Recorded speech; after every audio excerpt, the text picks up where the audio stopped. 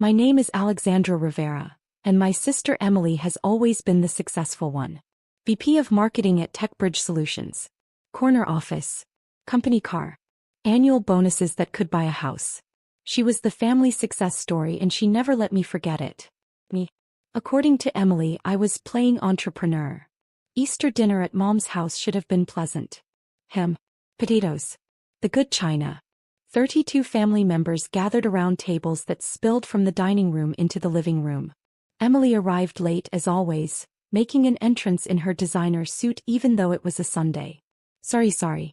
Conference call with Singapore ran long. Everyone nodded appreciatively. Of course Emily was on calls with Singapore. Emily was important. I was already seated wearing jeans and a sweater picking at my salad. Alex. Emily spotted me and her smile turned pitying. Still doing that tech thing? AI development, I said simply. Right. Your little startup. She sat down across from me, wine glass already in hand. How's that going? Still working from your apartment? I have an office now. Oh, how nice. Like a WeWork situation.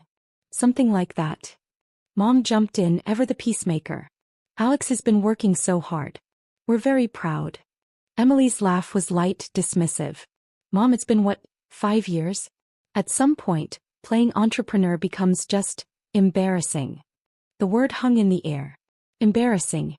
My cousin Jordan, who worked for Emily at TechBridge, chimed in. Em's right. The startup failure rate is like 90%. Alex, you should really consider applying to real companies. I could get you an interview at TechBridge. Maybe customer support? Entry level.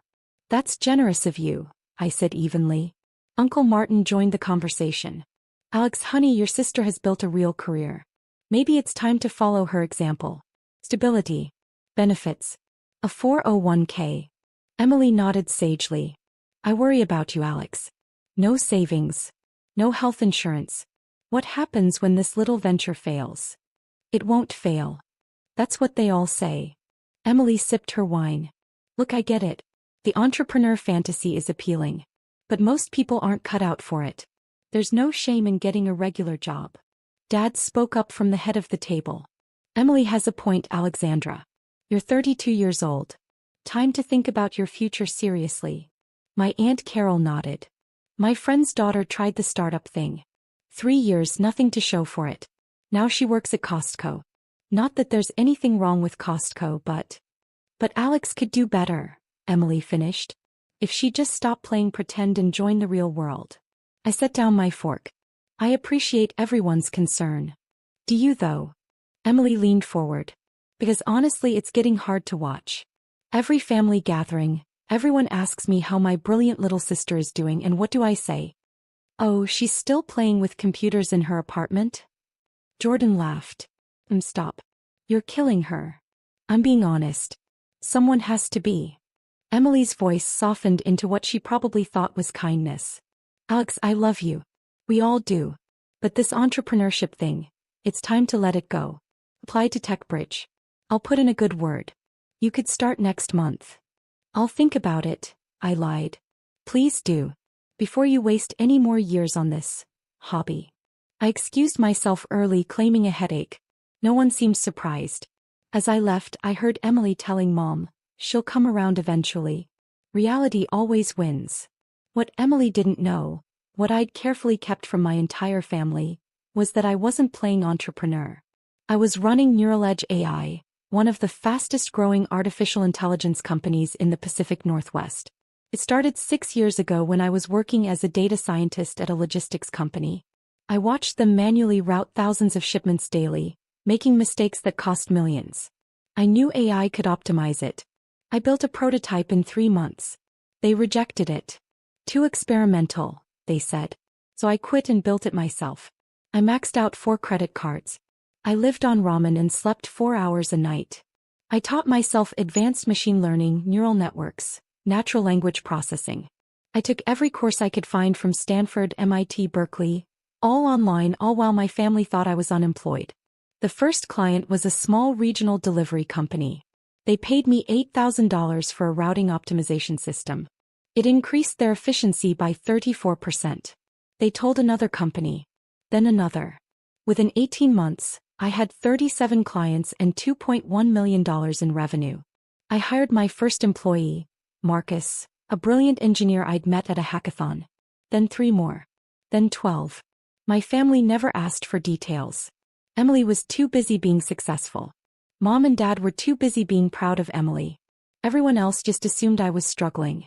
I let them believe it. By year 3, Neural Edge had 60 employees and $15 million in revenue.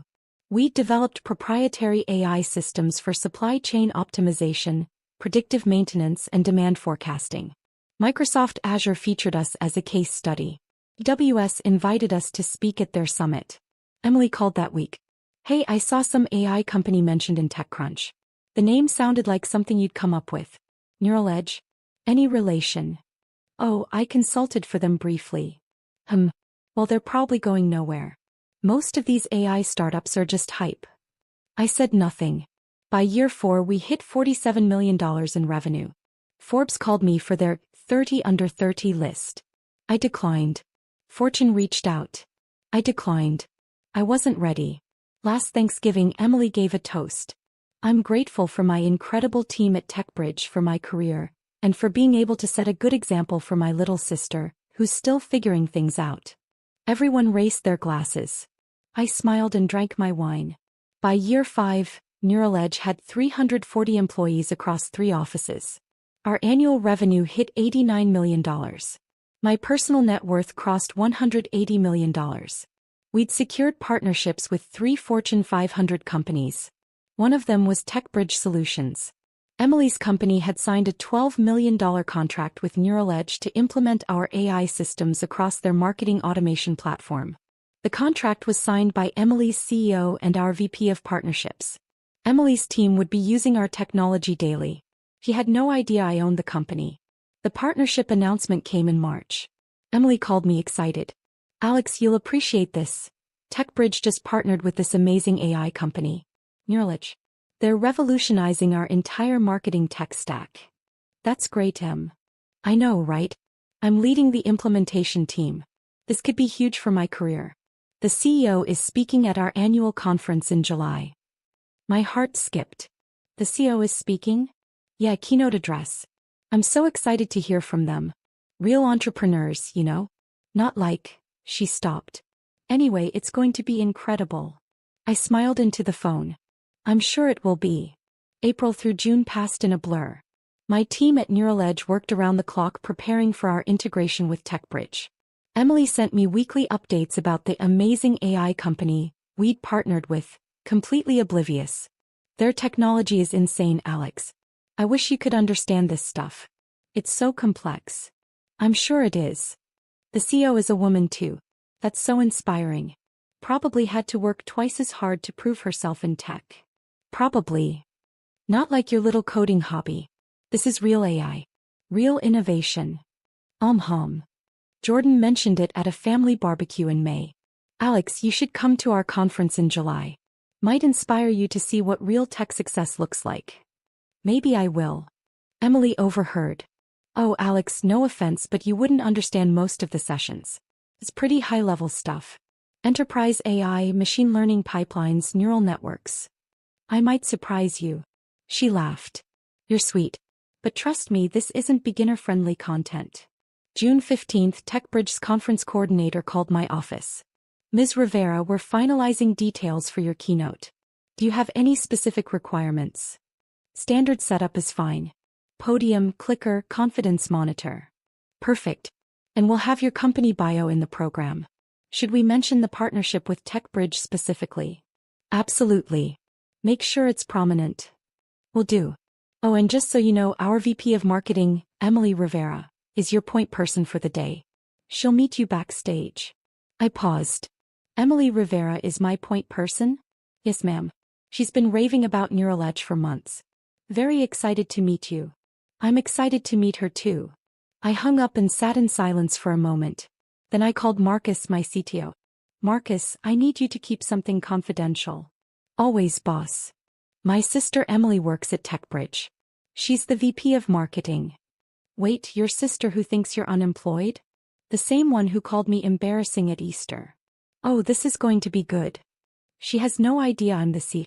She thinks I'm still playing entrepreneur. Marcus laughed so hard he had to mute himself. When he came back he was still chuckling. Boss, this is the best thing I've heard all year. What are you going to do? I'm going to give the keynote speech exactly as planned. She's going to lose her mind. I know. July 18th arrived hot and clear. TechBridge's annual conference was held at the Seattle Convention Center. 3,000 attendees. Vendors. Breakout sessions. The works.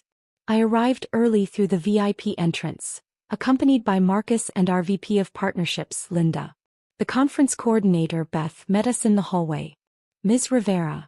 So wonderful to finally meet you in person. Your team has been incredible to work with. Thank you. Everything looks fantastic. We have you in the green room. Emily Rivera will be here shortly to go over final details. My phone buzzed. A text from Emily in the family group chat. Big day. Keynote speaker arrives in an hour. So nervous and excited. Mom responded, so proud of you, sweetie. Dad, our girl running the show. I pocketed my phone. 10 minutes later, Emily walked into the green room. She was in full power mode. Navy suit. Heels. Tablet in hand. She didn't even look up at first. Ms. Rivera? I'm Emily Rivera, VP of Marketing. I'll be your liaison for. She looked up. Our eyes met. All the color drained from her face. Alex. Hi, Emily. What are you? Why are you? She looked at Beth. There's been a mistake. This is my sister. The keynote speaker is. Beth smiled, confused. This is Alexandra Rivera, CEO of Neural Edge AI. Your keynote speaker. Emily's tablet slipped from her hands. It clattered on the floor. That's not possible. I picked up her tablet and handed it back to her. I think we should go over the schedule. I have 45 minutes for the keynote, correct? Alex, what the fuck is happening right now? Beth excused herself quickly. I'll give you a moment. Emily stared at me. You're the CEO of Neural Edge, the company we just paid $12 million to partner with. I am. But you said you were just consulting for them. You said, she stopped. You lied. You never asked. You just assumed I was failing. Because you let me think that. You've been living in that tiny apartment, driving that shitty Honda. I like that apartment. And I like my Honda. Alex, you own a company worth. She pulled out her phone, frantically typing. Forbes estimated Neural Edge's valuation at $127 million. You're worth, oh my God. Approximately $180 million personally. Though it fluctuates with funding rounds. She sat down heavily. This isn't real. This is a dream. Or a prank. It's neither. Why didn't you tell us? Why didn't you tell me? I sat down across from her. Because I wanted to see who you were when you thought I was nobody. Turns out, you're the kind of person who calls her sister's life's work embarrassing. Emily's face crumpled. Oh God. Easter. I called you embarrassing. You did. In front of the entire family. Alex, I didn't know. No, Emily. You didn't care to know. You never once asked what I was actually building. You never asked to see my work, meet my team, understand my vision. You just assumed I was failing because I didn't measure up to your definition of success. I was trying to help. No, you weren't. You were protecting your ego. As long as I looked like a failure, you got to be the successful one. The moment I become successful too, suddenly it's a problem. A knock on the door. Beth peeked in. Ms. Rivera, we need you for mic check in 5 minutes. I'll be right there. Emily stood up shakily. What happens now? Now I give my keynote speech. You sit in the audience, front row I believe, and you listen. Alex, please. Can we talk about this after? I need to explain.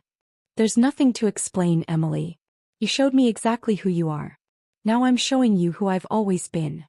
I walked past her to the door. Wait. Her voice cracked. Does the family know? Not yet. But they will after today. The keynote is being live-streamed. Oh God.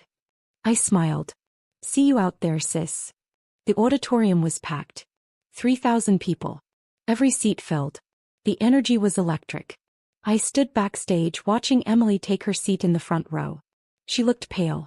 Jordan sat next to her, scrolling through his phone, oblivious. Beth gave me the signal. You're on in 30 seconds, Ms. Rivera.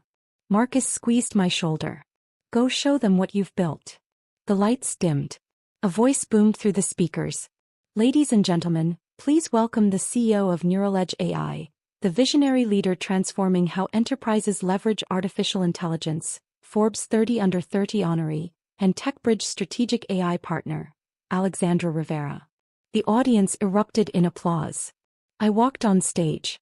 The spotlight hit me. 3,000 faces turned toward me, including Emily's.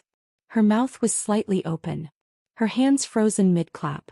Jordan next to her suddenly sat up straighter, leaning forward, squinting. Wait, is that?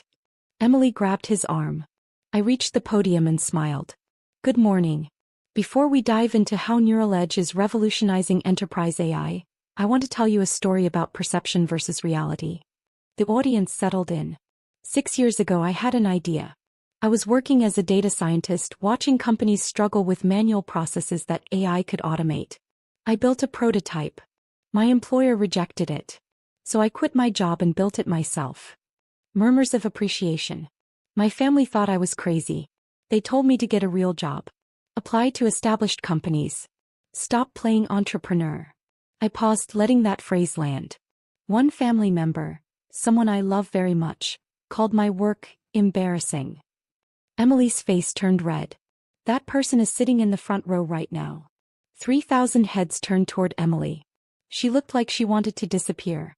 But here's the thing about being underestimated, I continued, my voice strong. It gives you incredible freedom. When people think you're failing, they stop watching you. They stop questioning you. They stop interfering. And in that space, that quiet, unobserved space, you can build something extraordinary. The audience was silent, hanging on every word. 6 years later, Neuraledge AI has 340 employees. We serve 73 enterprise clients across 14 countries. Our AI systems process 2.3 billion data points daily.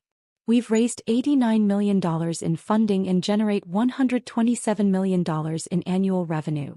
Applause rippled through the room. But the most valuable thing I built wasn't the technology. It was the knowledge of who I am, independent of external validation. My family's doubt became my fuel. Their dismissal became my motivation. Their embarrassment became my strength. I looked directly at Emily. So to the person who called me embarrassing, thank you. You taught me that success isn't about proving people wrong. It's about building something meaningful regardless of who believes in you. The audience erupted in standing ovation. Emily sat frozen, tears streaming down her face. Jordan beside her had his phone out, frantically typing. Probably texting the family group chat. I spent the next 40 minutes presenting Neuraledge's AI architecture, our partnership with TechBridge, and our vision for the future of enterprise automation. The audience was engaged, asking brilliant questions, taking notes furiously. Emily didn't move the entire time. She just stared at me, her successful little sister, commanding a stage she could never have imagined me on. When I finished, the applause was deafening. Thank you all. I'll be at booth 47 if anyone wants to discuss partnerships. And to my family watching the live stream, I smiled directly at the camera. Hi Mom. Hi Dad. Surprise. Backstage my phone exploded. 73 texts in the family group chat. Mom, Alexandra. You're the keynote speaker. Dad, is this real? Is this really happening? Aunt Carol, I told my friend's daughter to work at Costco and your daughter owns a $127 million company? Uncle Martin, I told her to get stability and a 401k. I'm never giving advice again. Jordan, I offered her an entry-level job at her own partner company. Cousin Maria, the live stream has 47,000 viewers and climbing. Alex is trending on LinkedIn. Mom again, why didn't you tell us? I pocketed my phone. Emily appeared in the doorway, mascara streaked down her face. Alex. Emily. That was, she stopped, composing herself. That was the most brilliant keynote I've ever seen. And the most humiliating moment of my life. I'm sorry you feel humiliated. No, you're not. And you shouldn't be. I deserved that. She wiped her eyes. I called you embarrassing. In front of everyone. While you were building this. You did. And I never once asked to see what you were actually doing. I just assumed, Her voice broke. I'm so sorry, Alex. Are you sorry because I succeeded? Or are you sorry because you treated me badly? He thought about it. Both. Is that honest enough? It's a start. I've been texting the team. Everyone wants to know how I didn't know my own sister was our strategic partner's CEO. What did you tell them? The truth. That I was too busy being successful to notice you were too. A conference attendee rushed up. Ms. Rivera, that keynote was incredible. We'd love to discuss implementing Neural Edge at our company. I spent the next 3 hours at our booth taking meetings, signing preliminary partnership agreements, collecting business cards. Emily watched from a distance, fielding questions from TechBridge employees about how she'd landed such an incredible partnership. To her credit, she told them the truth. I didn't land it. Our procurement team did. I had no idea my sister owned the company until an hour ago. That evening, I returned to my hotel suite.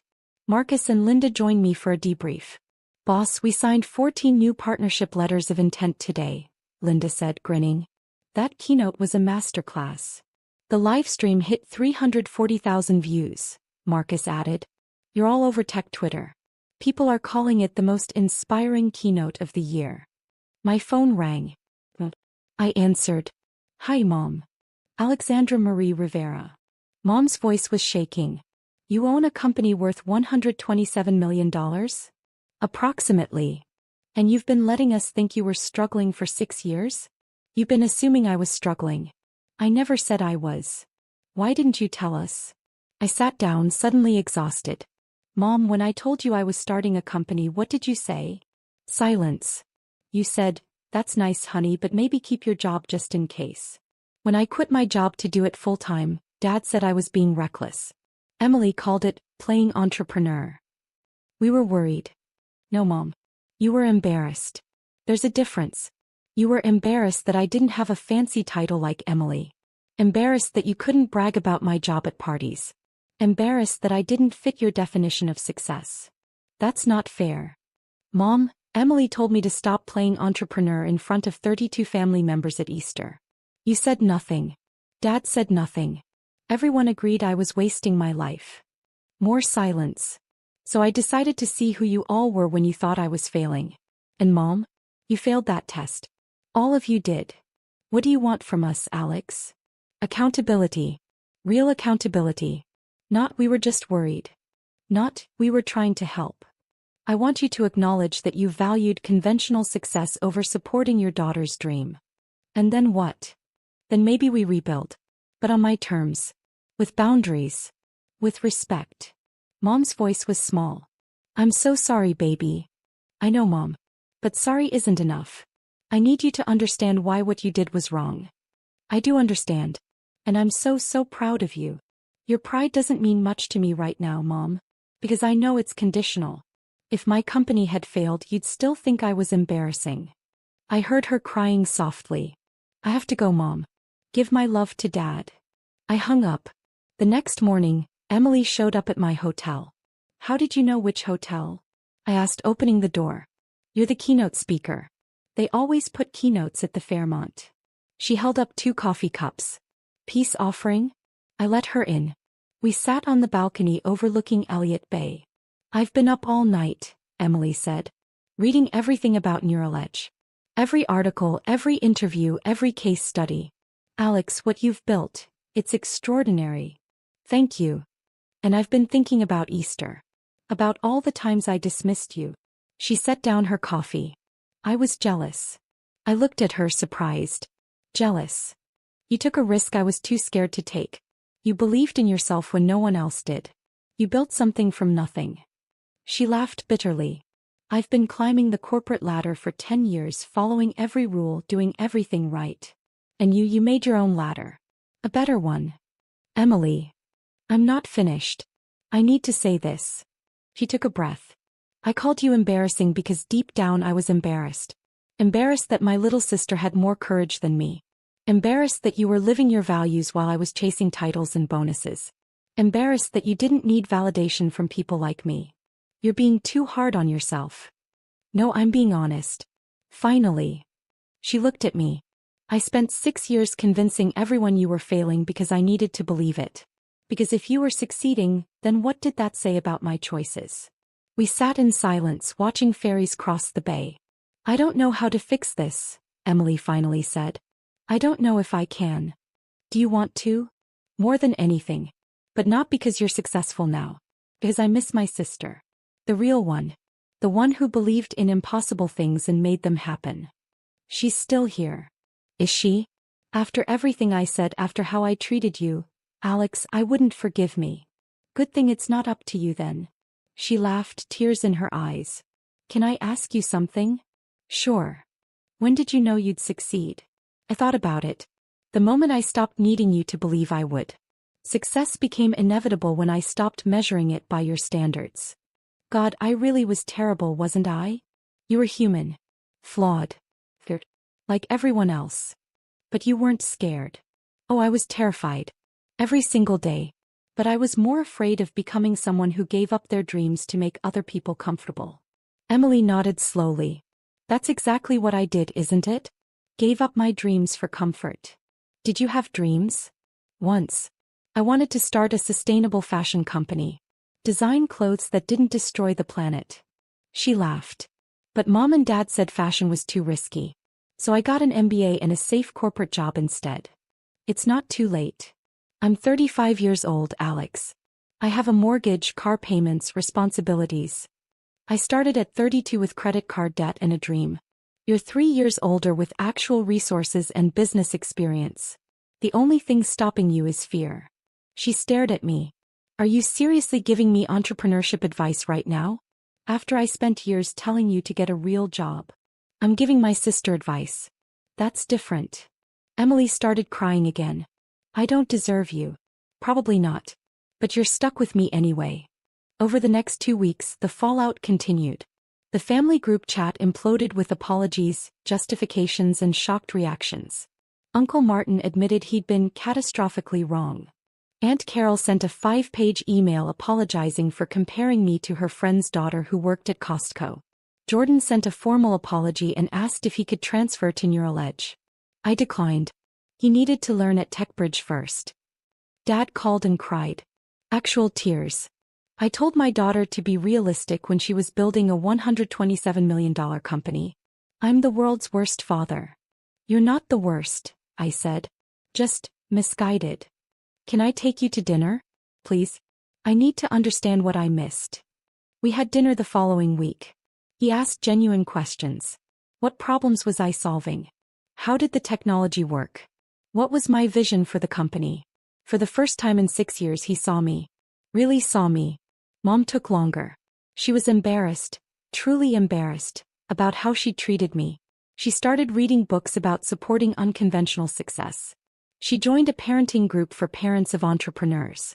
I'm trying to understand, she said when she finally called. Why you needed to test us. Why you couldn't just tell us. Because telling you wouldn't have shown me who you were. Actions show character. Words just show intention. And what did our actions show you? That your love was conditional. That your support depended on conventional markers of success. That you valued appearances over substance. That's harsh. That's honest. She was quiet for a long moment. You're right. And I'm sorry. Really, truly sorry. I know, Mom. Can you forgive me? I'm working on it. 3 months later, Emily quit her job at TechBridge. She called me from her car, voice shaking with equal parts terror and excitement. I did it. I gave my notice. I'm starting my sustainable fashion company. Emily, that's incredible. I'm terrified. Good. That means it matters. Will you, she paused. Will you give me advice? Not money, not connections, just advice? As someone who's done this. Of course. Even after everything? Especially after everything. You're my sister. And honestly, I think you're going to build something amazing. He started crying.